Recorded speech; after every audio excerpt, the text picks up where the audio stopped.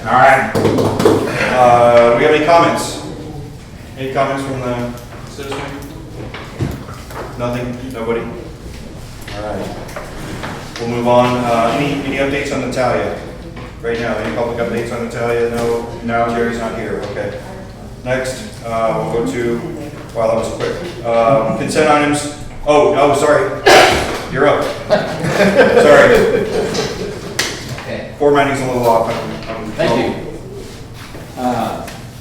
I've mailed the report to Steve. I handed it out to you guys just now, so if you haven't had a chance to review it, at the end of the day, I can tell you that the city of Medina made 58 calls, the city of Natalia we made 27, and in the unincorporated around the city we made 122. We also provided mutual aid twice, giving us a total response of 209. Now what I did do is I got with the county this week and had them run me some reports. I went through those reports. They're a little confusing, but I went ahead and added the numbers anyway, and I'll get clarification later. There's 14 that I'm not quite sure what he meant by, but if you add that total, the total number of calls coming out of the county looks like 230. And we responded to 209, so there were 21 other calls that are, I'm not sure what took place. When I say that, when you look at the detailed report, we made 11 calls coming out of Moore and one coming out of Pearsall. We also had one unit coming at the time from San Antonio that had come down and posted. So those 11, I'm not quite sure if they're kind of migrated to those 14. That I'm not sure what the county meant by, but it did show Lidle came into our area according to Medina County twice last month. And then it showed one other unit, which I believe was ours, the 80, what they call 8140, because 8340. Because anytime we bring another unit in, we just add a number to it. So from 81 to 82 to 83. So somewhere between 209 and 230. I feel pretty comfortable with those numbers. I just want a better detail what that 14 number was on one of his pages. And I tried to get a hold of him in the last couple of days, but he's been tied up. Also, redid the grid for the month of May. And it looks like if you compare it to last month, those red dots are pretty much in the same areas. And the percentages are pretty much in the same areas. So when you, I don't know how to say this, but if you had a bigger map and you could zoom in and you could kind of see the different roads. So what I did is I just take, as I explained last month, if you live on County Road 57, you're in grid 57. So if you're on 5710 or 5712 or 5715, they all get clumped into that.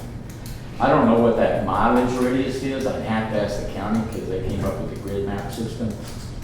But your entire district goes as far up to 55 in some areas, but it crosses at Hondo Creek. And then when you come down to the bottom part, you go part of the ways towards Yancey, but you don't go all the way to Yancey. So 75 is pretty much the line. 56 is a few. We did show that we did some calls to some county roads with a 2800 number series. I tried to find those, and Those are Yancey. they're like, Yeah. they're off our grid, but we got sent there. So Are they they? call that mutual aid or not because they sent us. I don't know Sure. why they sent us. Well, I'm assuming that's, Hondo. yeah. They go all the way Hondo down would towards fit the that community where they were out. Okay. And then on the second page, I know last month I gave you guys a clinical report. I met with our clinical people this week as well, and we have still working on some glitches. And when I say that, the system works great, but they always say garbage in, garbage out. It will track things according to what goes in, obviously. Some items had some duplicates, we pulled those items out. We're still trying to get it where, in fact, he's gonna come down hopefully this month in June with our people and put on a class on what elements in those reports are pulling the data for the clinical side. I actually went in and looked at what dispatch wrote down when you look at the call types. But if there's something you'd like to see specific, you can add that to the list, or wish list for the clinical guys. Sure. Does that make sense? And then on the disposition, I looked at, again, we transported 142 patients to the hospital, 67 we did not. I gave you a breakdown of how many of those were actually refusals against medical advice. Other options where parents decided to take their children themselves. And then there was 10 calls that were canceled before we even made scene. And it looked like most of those were an accident occurred out on 35 somewhere. Police gets there and then they cancel because nobody's hurt. People don't want to see EMS, so they cancel it before we get there. And then we captured 6 welfare checks, although I think that number is actually higher. But I think once we get this class with our clinical side, we'll get a better understanding how that breakdown is. So is this a matter of the entry into the system for you guys? So you can right, because a lot of times what happens is, I don't know how to explain this, Amanda might do a better job. When we consider a fall as an injury, that is, but the calls come in, I need lift assist. They want to get up off the floor and put back in their chair. Yeah. That sounds simple enough, but you all know that normally when we fall, especially when we're elderly, we usually break something. And because we're elderly, our nervous system doesn't work the way it used to, and things can be broken and they don't feel it at the time. Sure. So we try to treat those patients not as a lift assist, but as a true fall. And so what happens now is they'll just say, well, I just want EMS to come out and check me. Okay. So we go and try to dig out of what happened, because they kind of, some of them catch on. If they say they fall and they know we're going to give them the spiel, but they know we're going to get our ODS is on the line, maybe our medical director will try to convince them to go, because unfortunately when we get up into our senior years like that, we break stuff and don't go, and then the outcome is pretty bad. So some of them are just calling and saying, I just would like to get checked out. So that's what comes in on the dispatch. So does that mean when the dispatch call comes in like that, but do your crews then, are they instructed to log it as a call? They're instructed to go ahead. You're the statistic nerd on this one. I wouldn't say that I'm the statistic nerd, but I'm on all of our QA phone calls, and Okay.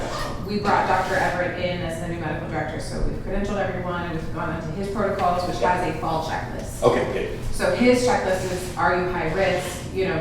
Did you mean to be where you are, right? So you're in your wheelchair, you need help into bed, that is a lift assist.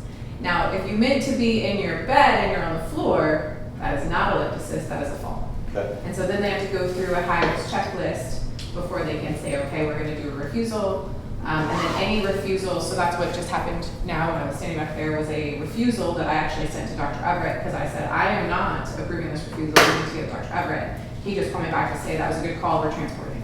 So every single one of our refusals has to go through that process on Pulsera, so it's trackable.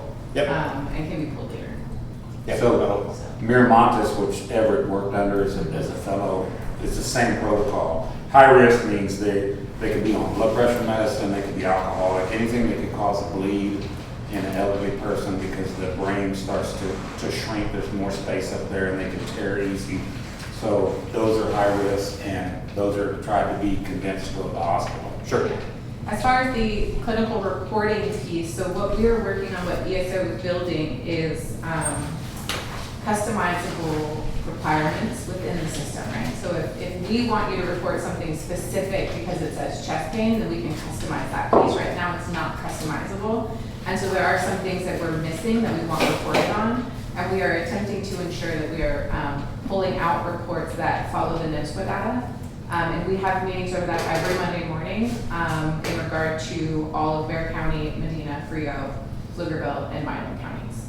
And so we're watching all of that and ensuring that we are moving in the right direction. This is all, I mean, would you chalk this up to your new systems, growing pains piece, and Yes. getting it to where, tweaking it so it's... So it needs to be where it's at. Now, I will say that previously with TraumaSoft, we couldn't actually pull any of this information.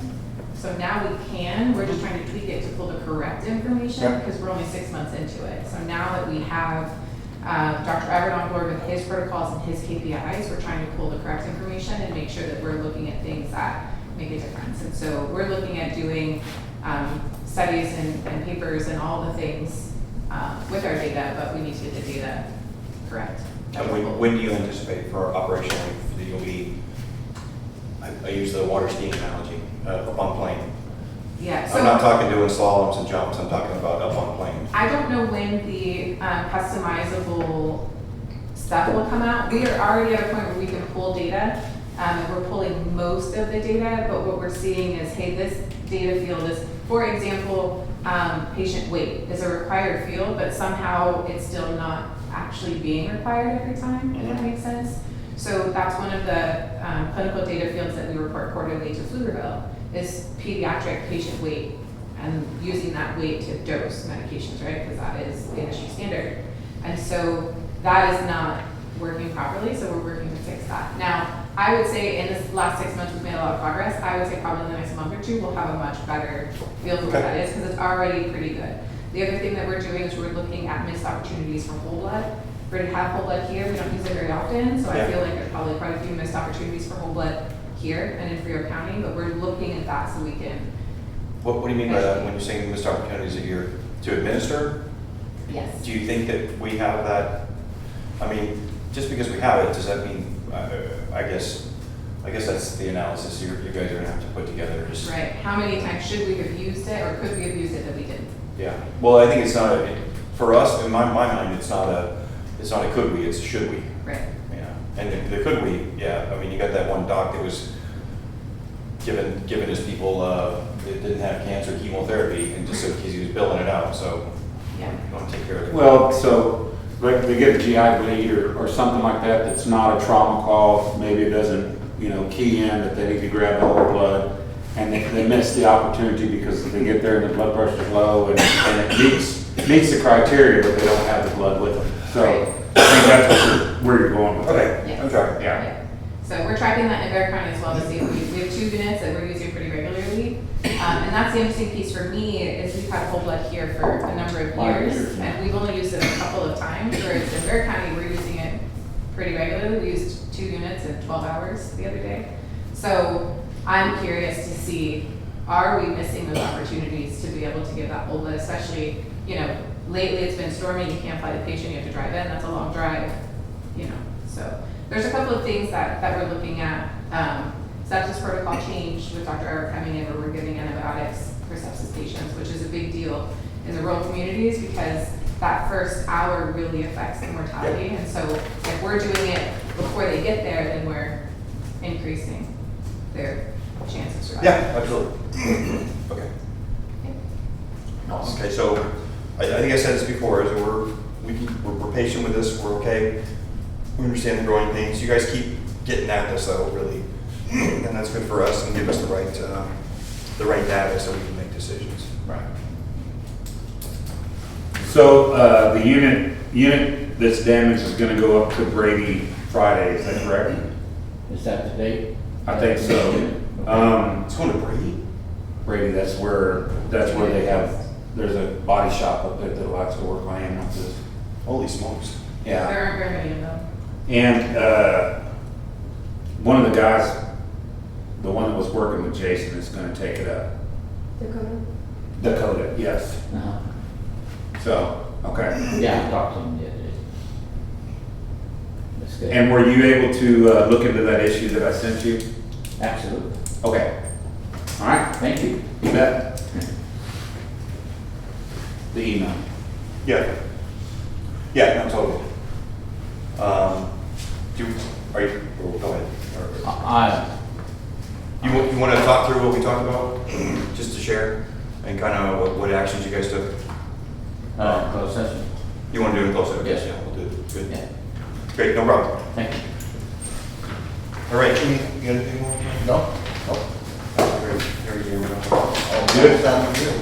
Thank you, sir. I Okay. noticed that Divine is actually busier than Natalia in this go. Well, no, it's not. I was looking at that. Yeah, it is Look at 77 the is Divine. look at the calls per unit up on the top. Divine's got 96, Natalia has 102, and it's because the Natalia is classified 67, 68.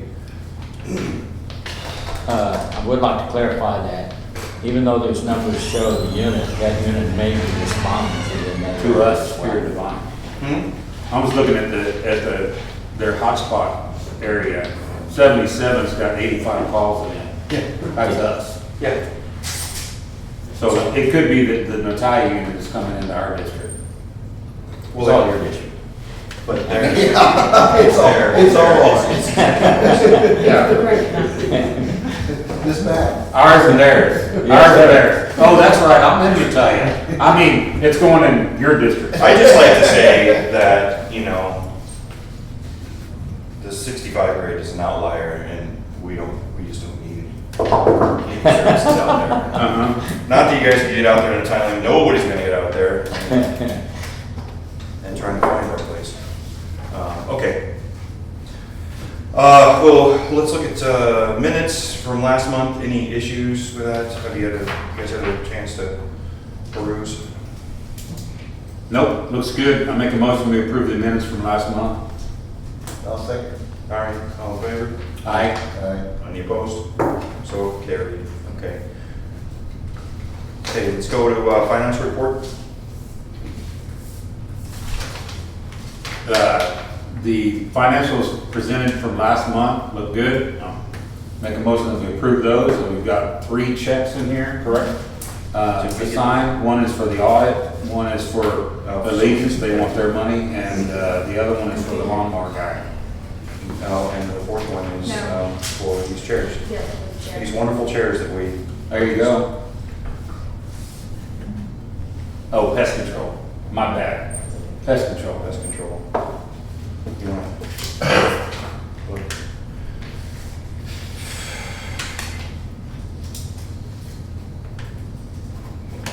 Got a new pest control first? Hmm? Got a new one? Do I have it? Or do you have it? ASAP or ASAP, it's the same? yeah. Oh.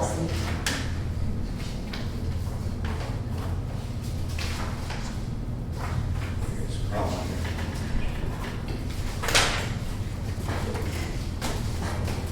Good to go. I make a motion that we approve the financial report as presented. Second. Okay, all in favor? Aye. Any opposed? All right, so carried.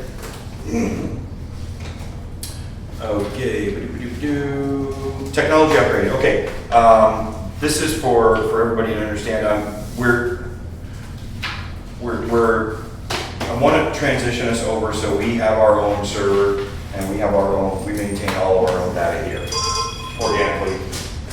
All the phone data, everything will go into one central server, all the emails will all go into one place that we maintain and we do backups on, and will stay here. It's not going to be in the cloud, somebody else's computer somewhere else. It's going to be ours, and we'll be able to maintain it. It's the sovereignty of that computer. There is an issue right now with the softwares that are out there. We have the alternatives. Here's the alternatives. Right now, we can say, pay some consultant $10,000 to tell us what kind of computer systems to get and set that up.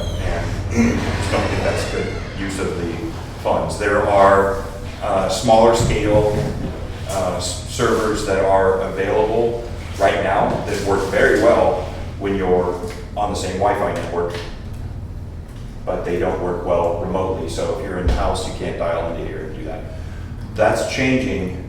It should be changed by the end of the year. The same system that's going to cost less than $1,000 for the computer is going to be able to, they're changing the whole software, the whole system over. It'll be able to do all that data hold for us, encrypted, everything else will be our data. And when our iPads, they go into, it'll come here. It's not going to go to Apple. And when any emails we're doing, it'll come here. It's not gonna go to somewhere else. So we'll be able to own all of our own stuff, which is quite important because we're not beholden to anybody else. We can do, that way we can do records retention, all this. So my point is, we're looking at the end of the year at the earliest that we'll be able to do this. And I think it's worth the pause on this one and kind of dealing with what we got. We've done a lot of good tweaks to what we're doing for technology, and we got rid of the phone system the way we were doing it, we got rid of the internet system, we did all those things, and we're trying to get to that better place. And I think this is going to be the last of that as far as technology piece goes. Is we're going to be holding everything here, it'll be all ours, and we'll be able to administer all that data. We don't have to worry about this in the future. So with that, Sounds good. we're on pause, so I'll be taking that off of the agenda until we'll revisit it in the November, December timeframe. Is there any questions on that? No? Okay. Thank you, I appreciate it. Okay, strategy, I didn't get it. Here's where we're at right now for strategy, and these are broken down by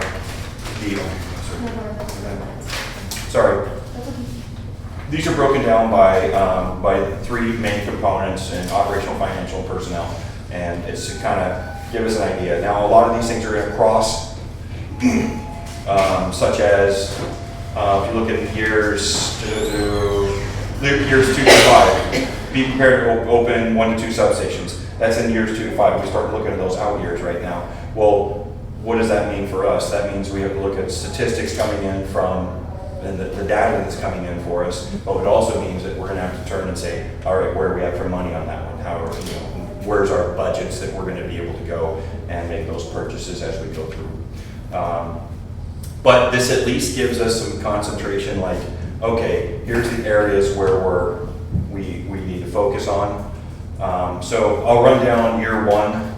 So we've already reestablished contract.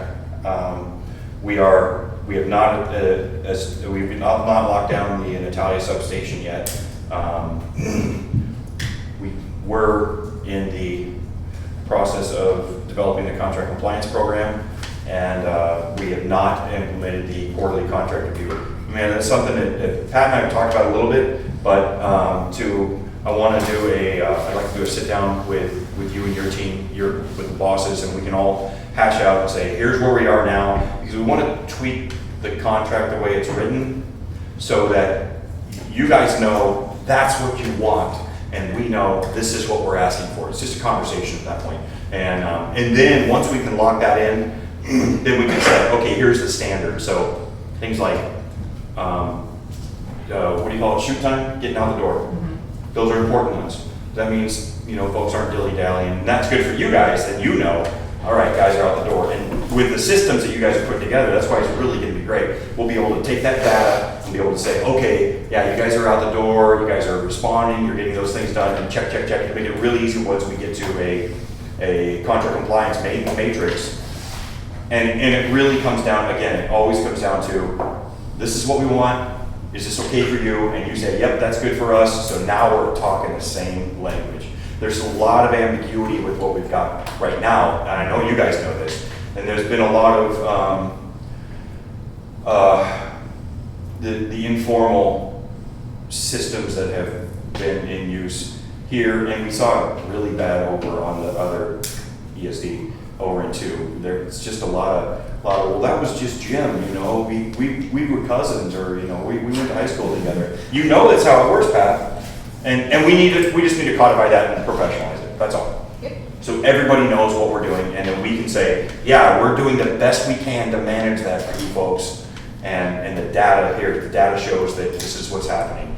And when folks come in and say, I want somebody to get there quicker, we go, okay, well, let's see what's realistic or not.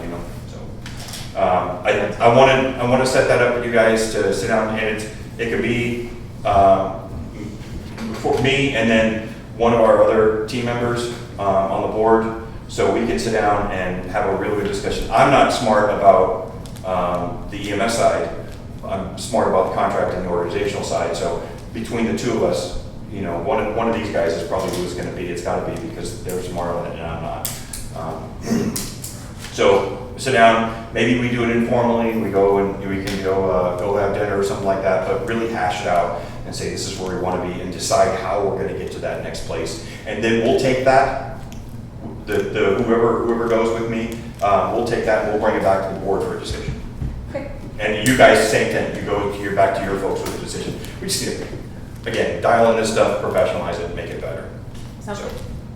And I want to do that, and then what I want to do is set that up so that it's a quarterly, could be a very informal meeting, but as we go along and I say, hey, Pat, this is where we're at, and this is what we're seeing, can we tweak a little bit more, and then he can bring it back to you guys, and we're working out that way. I want to set that in quarterly, that we'll have those meetings. So we had a great conversation, about a month ago, I guess? Yes, sir. Yeah, we sat down and it was, I thought it was perfect because it really gave us, individually gave us an understanding where each of the organizations were and how to make it better. And that's really what it comes down to, just making this better. Okay, so Patrick, I want to get dialed in on when we do our financial reports, I want to see, here's every month I want to go through the spends and what are we spending, and then and which we're doing that with the checks really is right. That's accomplishing that, but I want to see that so that we can know, yeah, we're on track. Yeah, that spend is on track. We budgeted that and now we're spending that, and that's where we're going to get to quarterly. I want to do a review every quarter, and we compare last year and to this year, and we compare, we go to the back years and see where we're at, how we're trending, and if we're on track to meet our budget requirements. And that's on the revenue and the spend side. So are we receiving the tax base coming in from the sales tax? Are we getting the stuff in from ad valorem? All those are where we need to be able to track those on the revenue side, and then we'll go back and do that quarterly. How did we spend over this quarter, and are we on track? So I want to. That's where that really comes from. On the personnel side, we did accomplish our full-time equivalent contract training. Unfortunately, we know what happened, so that's something we'll have to review that and how we're going to accomplish that later on. For personnel, and Chrissy, this includes you with your contract piece of it too, is to in the same way as we're going to do this with them, is we'll do a quarterly, just a check, like in the Army we used to call it azimuth check. So you take your compass out and you shoot your compass and you go, okay, I got to go there, and then you inevitably you walk down that a couple hundred meters and you're off, and 1 degree off 500 meters is way off. And so I want to make sure that if we get way off, that we can tweak back. And the same thing with you guys. As we go out there, as we get out, we can tweak back and get back to our other location where we want to go. So I want to set that up quarterly with you, so we know that that's all flowing the way it's supposed to. And then I'm going to do the board to do total compensation review, what we're budgeting, what we're sending out for whatever budgeting, which we need to do anyway. But this is specific just for the personnel piece. And when I say total compensation, that is the whole package. That doesn't mean, any pay or any benefits or anything else. It's a total compensation package is what we're looking at, and how do we make that attract the right people to do the work and, help us out. Next up is all 775 training, and then just to make sure we're tracking that and do that on a quarterly basis. And then the internal bylaws, that will be, I already discussed that before, and we're getting to that place right now. Every month we make kind of new norms and new rules kind of as we go along, and we codify all that at the end of the year and do a draft for the internal bylaws so that we know how our business is going to operate from there. When we look at the years 2 through 5, and that's 2026 through 2030, we want to do an annual review internal and external. And this will be ongoing from there. This year is a kind of an anomaly because we're kind of just trying to get stuff going and get systems in place. But in next year, I want to just do a full internal and external annual review, contracts, and how our whole entire operation is running. And that's going to be a board decision. And I anticipate that we'll set that for agenda item in January's. Every January we'll come in and we'll do that. Boom. So I'll also operationalize ESD4, be prepared to open 1 to 2 substations. That's going to come into, okay, we gotta have money for that, and now we gotta go look for a piece of property, and how are we going to outfit that, and how do we anticipate setting that system up? So we'll get to that, but just keeping it front of mind that, hey, we're gonna need to do these things. We're looking here at the grid. Right now we're pretty okay with where we're at, but now it's starting to creep out a little bit in the 66s and the 68. So we're creeping out in Italia for the call volumes. So are we going to look at that? Are we going to be coming up into more in like 76 as the developments grow and we get more people living here? So it'll be a kind of a whole approach to that one. One of the big ones we don't do a good job of right now is partnering with the adjacent ESDs, and that's an initiative for me personally, and that's getting through on ESD2 and ESD1 especially. Those are kind of our real big neighbors. We've started some partnering with ESD1. And it's, when I say partnering, it's really about how do we work together? Are you guys coming down to work for us? Are we going out to fire calls with ESD2, and how does that whole relationship work? And then we can establish those norms. But to have in my position to have that, and I would anticipate enduring as the next president comes along, that those relationships are set, and those are baby kissing handshakes are going on all the time, and that's hey, call me if you got an issue, and I think it's just relationships that we need to continue to maintain. But that's what I mean by partnering. Again, every year we're going to review service contracts for all the contracts we're going to be doing. So years 2 through 5 for financial, we will be reviewing those county projections. What I'd like to work on that is set a 10% contingency hold. So whatever revenues we're taking in, I want to take 10% of it and set it aside. Set it aside for, Right. who knows? But we'll have a lock box, the Al Gore thing. We put that aside. We just leave that, and then There's no hanging chads. What's that? There's no hanging chads. No. So I want to establish that. So the next one with the projections for life cycle replacement, personnel, and capital real property. Kind of talked about that with opening 1 to 2 substations, but it's even this one and the future Natalia one. So we look at that and we review, and do we know, hey, this isn't working here anymore, and we need to go somewhere else to cover that service area as we go along. And we need to be honest about that and have those discussions, and setting it as a part of the strategy, and then the following on with the agenda will be key to doing these things. And we're not going to do it all at once every month. Boom, it'll be a little bit each month. And personnel, current and projected and anticipated. So we really are falling behind on X work, and we should consider another service contract, or hiring a person, or whatever it looks like. We need to have those reviews and then set those projections going on. And what are the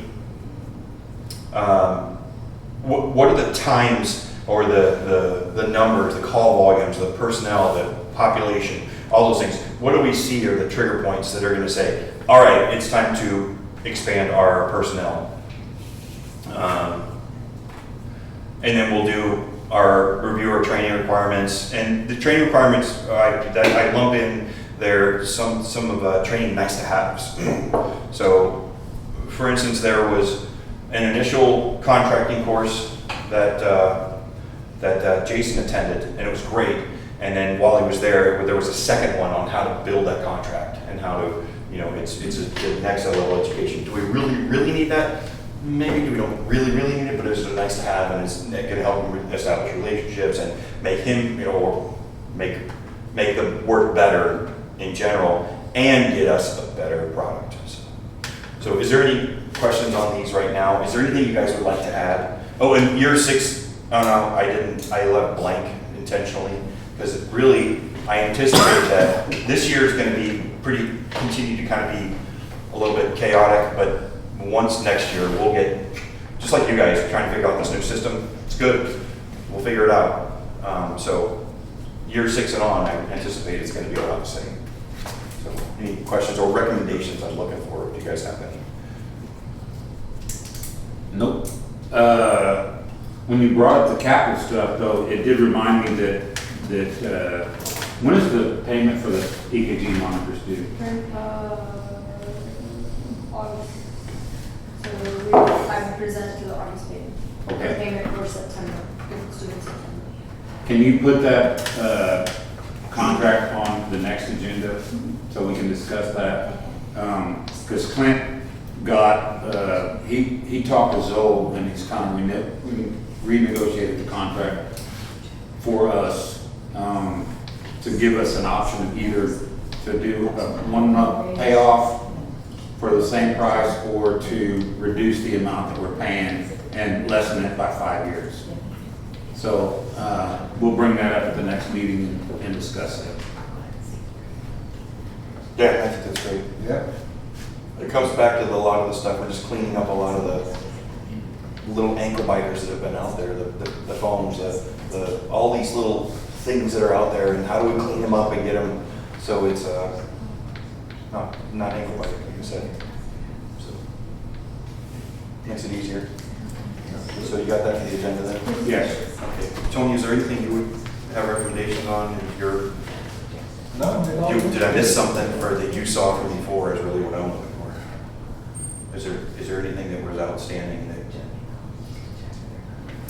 Well, a lot of the issues that we've had are the evolution of technology. Okay. When you start looking at what was available 2 years ago and what's available now are completely different things.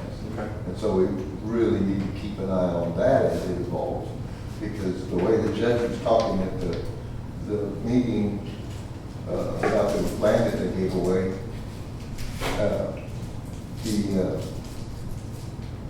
this whole area is going to be blanketed with fiber. Yeah. And so when you start having competition, all of a sudden the prices get different. Right.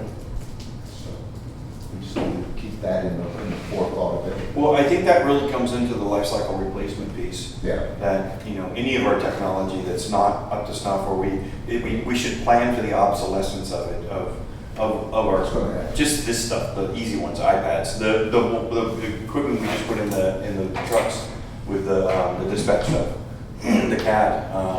When are we going to need to replace those? We need to be looking out for those, and where do we plan for it so that it's not a surprise on us and go like, oh, hey, by the way, we got to spend $20,000 tomorrow. Yeah. And no, we've been planning on that one, and it's in a spend plan, and it's all ready to go. Yeah. It's just going to flow, and it's almost make it automatic. The further ahead we get on these things like that, it's the better shot. Again, I go back to an analogy, an army analogy, where we go to the shooting range and you got a 50-meter target, and 100, and 150, and a 200, and 250, and a 300, and you want to take those 300-meter shots because that bad guy's running at you, so you want to take him out 300 meters, and don't let him get closer. And then that's hard when you got to be close, because now you can't look out there. You got to, I'm fighting and you're this close. So the further out we can get, the better, and then it just automatic, just flows. So Absolutely. okay. Well, with that, do you have any issue, or can I get a motion to approve this as our base with, we will make modifications to it, but this will be a base strategy document for us as we go forward. I'll make that motion. Okay. I'll second it. All right. Any opposed? All in favor? All that? Yeah. Okay. Let's go. Thank you. Motion carried. Good job. Thank you. Okay. With that, I told you it's going to be easy, folks. I'll take some around the room comments. Is there anything? Anybody have any questions from us right now, ma'am? This is me not being a technology brain. When you have an in-house server like that, looking up all the data, is there a backup plan if the building burns down? Yeah. Yeah. All I need. Yeah. Absolutely. Yeah. No, that's a part of it. Backup You do somewhere, right? you do backups on them, and then you keep the backup in a fireproof safe and all those things. So, yeah. There's a lot to. There's a responsibility required if you're going to host your own. Yeah, you gotta keep it private, but also gotta keep it safe. But you know what?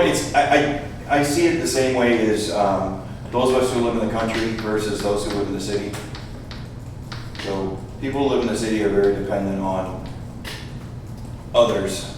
When you live in the country, you depend on yourself. So I got to go fix my well. Yeah, I'm personally working on getting less of that dependence and trying to figure out how do I protect my data that's in my little laptop without sharing it with the whole world.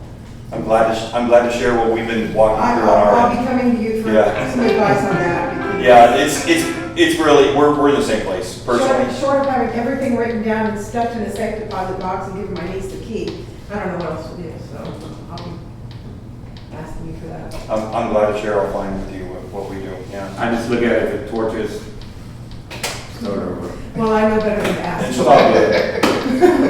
I know better than to ask Patrick or Jerry, let's put it that way. Jerry's still using a stone. Jerry will not have a server in his garage. No. He's got his wife, and that's all he knows. Yeah. She takes care of it. But Sandy may want to do it, so there we go. Okay, well with that, folks, we're going to go into closed session. We got, like I said, we got a couple of things to chat about. You're welcome to stay out, and that includes you too, Christy. Pat will command it too. Save for the first part, and then we got more after that. So You say you want me to stay for the first part? Yes. I do, yeah, both of you for the first Yeah. part. Yeah. That way we don't. We talk about that thing.